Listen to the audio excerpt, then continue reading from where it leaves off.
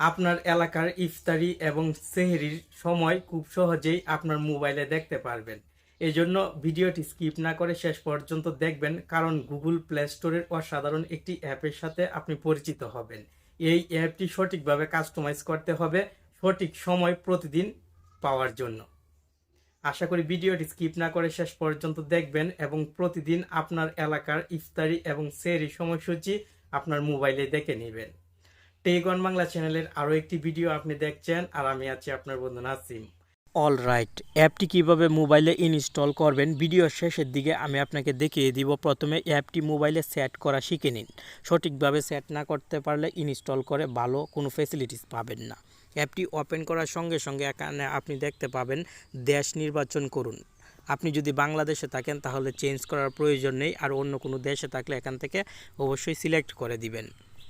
জেলা ভিত্তিক Islamic foundation, GPS location ভিত্তিক দুইটি অপশন দেখতে পাচ্ছেন।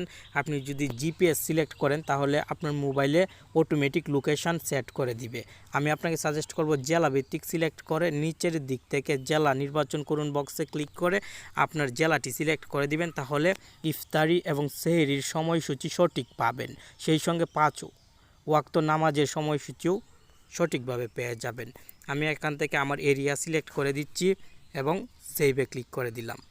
আপনি কোন মাযহাবের অনুসারী এখান থেকে সিলেক্ট করবেন। আমি হানাফি সিলেক্ট করে সেভে ক্লিক করে দিলাম।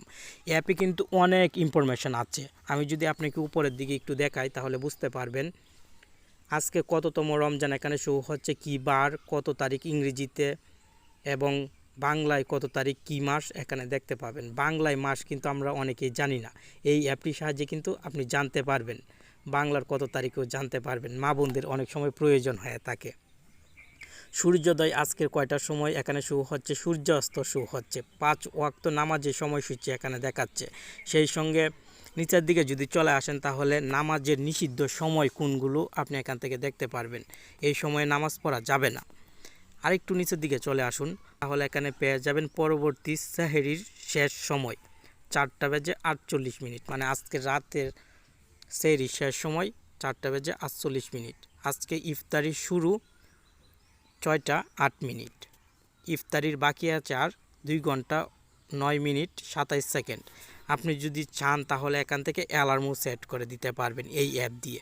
শুধু অ্যালার্মে ক্লিক করবেন এবং এখান থেকে অ্যালার্ম সেট হয়ে যাবে। এই যে দেখেন অ্যালার্ম সেট হয়ে গেল, ইফতারির অ্যালার্ম সেট করে দিয়েছি।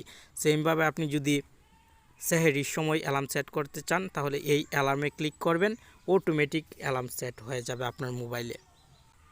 আপনি যদি রোজা রাখেন এবং নামাজ পড়েন তাহলে এই অ্যাপটি মোবাইলে রাখুন, অনেক ভালো সুযোগ সুবিধা পাবেন, অনেক কিছু জানতে পারবেন।